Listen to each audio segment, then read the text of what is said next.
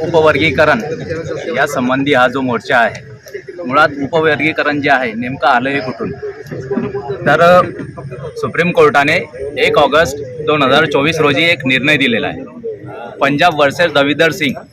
यामध्ये असं म्हणण्यात आलेलं आहे की ज्या अनुसूचित जातीच्या ज्या काही जाती आहेत त्यांच्यामध्ये उपवर्गीकरण झालं पाहिजे। त्यांना फक्त सुप्रीम कोर्टाने एक मत मांडलेलं आहे की ते करू शकतात। आता कायदेशीर त्याची बाजू आपण बघितली तर उपवर्गीकरणाचे जे अधिकार आहे ते फक्त केंद्राला आहे, ते राज्याला नाही आहे। परंतु या निर्णयानुसार सुप्रीम कोर्टाने फक्त एक मत मांडलं की उपवर्गीकरण राज्य करू शकतात।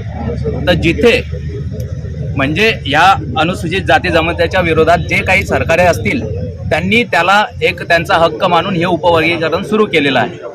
त्याचनुसार महाराष्ट्रात देखील ती प्रोसिजर पूर्ण सुरू झालेली आहे। उपवर्गीकरण केल्यामुळे तसं बघितलं गेलं तर बौद्ध समाज हा संख्येने मोठा आहे।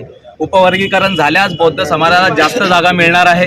उपवर्गीकरण झाल्यामुळे बौद्ध समाजाचे जास्त आमदार, म्हणजे राजकीय असेल तर जास्त आमदार देखील निवडून येणार आहे। तरी हा बौद्ध समाज जो आहे तो ह्या उपवर्गीकरणाला विरोध का करत आहे, तर त्याचं मागचं कारण एकच आहे, ही जी एकात्मता किंवा एकता जी आहे, जी SC ST OBC ची आहे ती कुठेतरी भंग होणार आहे।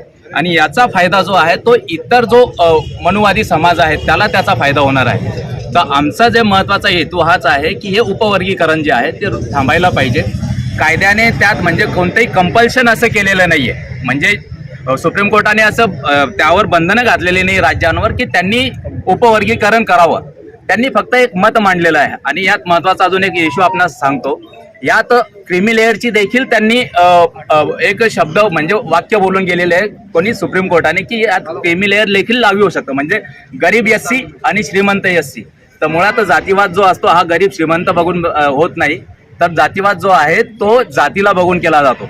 आपण JS हटन जे आहेत ज्यांनी 1936 मध्ये जाती ज्या आहेत म्हणजे अनुसूचित जाती ज्या म्हटल्या आहेत त्यांचा आधार जो दिलेला आहे, त्यांनी आधार पहिला जो दिलेला आहे की पहिला आधार असा आहे की कोण अनुसूचित जातीमध्ये येईल, तर पहिला आधार असा आहे की ज्यांना जे अस्पृश्य समजले जातात तो पहिला आधार आहे।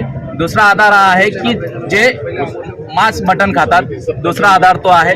तिसरा आधार त्यात त्यांनी हा दिलेला आहे की ज्यांना म्हणजे सार्वजनिक ठिकाणी पाणी भरण्यास बंदी केलेली आहे, तो एक आधार दिलेला आहे। आणि चौथा आधार जो असा दिलेला आहे की ज्यांच्या घरी ब्राह्मण लोक हे पूजेला जात नाही। तर मुळात अनुसूचित जाती जमाती जाती जे आहेत, ज्या 59 जाती आहे या अस्पृश्य याच्यासाठीच गणल्या गेलेल्या आहे की त्यांच्या विरोधात जे आहे म्हणजे त्यांच्यासोबत एकच प्रकारची ॲट्रॉसिटी होते आणि ती ही ॲट्रॉसिटी आहे।